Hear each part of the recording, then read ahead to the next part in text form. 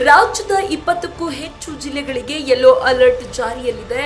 ಕರಾವಳಿ ಭಾಗಗಳು, ಉತ್ತರ ಕರ್ನಾಟಕ, ಮಲೆನಾಡು ಹಾಗೂ ಮಧ್ಯ ಕರ್ನಾಟಕದ ಹಲವಾರು ಜಿಲ್ಲೆಗಳಲ್ಲಿ ಮಳೆಯ ತೀವ್ರತೆ ಹೆಚ್ಚಾಗುವ ನಿರೀಕ್ಷೆ ಇದೆ. ಆದರೆ ಬೀದರ್, ತುಮಕೂರು, ಬೆಂಗಳೂರು, ಮಂಡ್ಯ, ಚಿಕ್ಕಬಳ್ಳಾಪುರ, ಕೋಲಾರ ಹಾಗೂ ಚಾಮರಾಜನಗರ ಈ ಜಿಲ್ಲೆಗಳಲ್ಲಿ ಸಾಧಾರಣ ಮಳೆಯಾಗುವ ಸಾಧ್ಯತೆ ಇದೆ. ಏಪ್ರಿಲ್ 29ರಂದು ರಾಜ್ಯದ 25 ಜಿಲ್ಲೆಗಳಿಗೆ ಯೆಲ್ಲೋ ಅಲರ್ಟ್ ನೀಡಲಾಗಿದೆ. ಬೀದರ್, ಕಲಬುರಗಿ, ವಿಜಯಪುರ, ಬೆಳಗಾವಿ ಹಾಗೂ ಉತ್ತರ ಕನ್ನಡ ಜಿಲ್ಲೆಗಳಲ್ಲಿ ಸಾಧಾರಣ ಮಳೆಯಾಗಲಿದ್ದು, ಉಳಿದ ಜಿಲ್ಲೆಗಳಲ್ಲಿ ಮಳೆಯ ತೀವ್ರತೆ ಹೆಚ್ಚು ಇರಬಹುದು. ಇನ್ನು ಏಪ್ರಿಲ್ 30ರಂದು 24 ಜಿಲ್ಲೆಗಳಲ್ಲಿ ಯೆಲ್ಲೋ ಅಲರ್ಟ್ ಮುಂದುವರಿಯಲಿದೆ.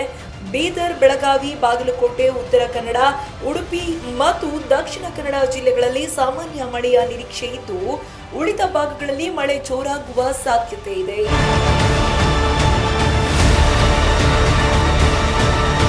ಇನ್ನು ಮೇ 1ರಂದು 19 ಜಿಲ್ಲೆಗಳಿಗೆ ಯೆಲ್ಲೋ ಅಲರ್ಟ್ ಜಾರಿಯಾಗಲಿದೆ. ರಾಯಚೂರು, ಕೊಪ್ಪಳ, ವಿಜಯನಗರ, ದಾವಣಗೆರೆ, ಚಿತ್ರದುರ್ಗ, ಶಿವಮೊಗ್ಗ, ಚಿಕ್ಕಮಗಳೂರು, ಹಾಸನ, ಕೊಡಗು, ಮೈಸೂರು, ಮಂಡ್ಯ, ತುಮಕೂರು, ಬೆಂಗಳೂರು, ರಾಮನಗರ, ಚಿಕ್ಕಬಳ್ಳಾಪುರ, ಕೋಲಾರ ಹಾಗೂ ಚಾಮರಾಜನಗರ ಜಿಲ್ಲೆಗಳಲ್ಲಿ ಮಳೆಯ ಪ್ರಭಾವ ಹೆಚ್ಚಲಿದೆ.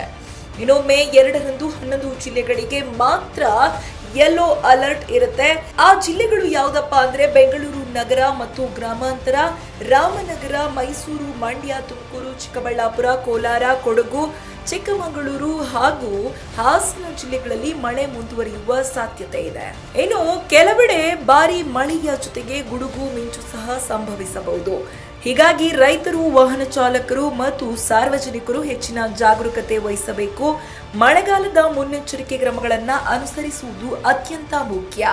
ಮುಂದಿನ ದಿನಗಳಲ್ಲಿ ಹವಾಮಾನದಲ್ಲಿ ತೀವ್ರ ಬದಲಾವಣೆಯಾಗುವ ಸಾಧ್ಯತೆ ಇದ್ದು, ಹೆಚ್ಚಿನ ಮಾಹಿತಿಗಾಗಿ ಹವಾಮಾನ ಇಲಾಖೆಯ ಪ್ರಕಟಣೆಗಳನ್ನು ಗಮನಿಸ್ತಾ ಇರಿ.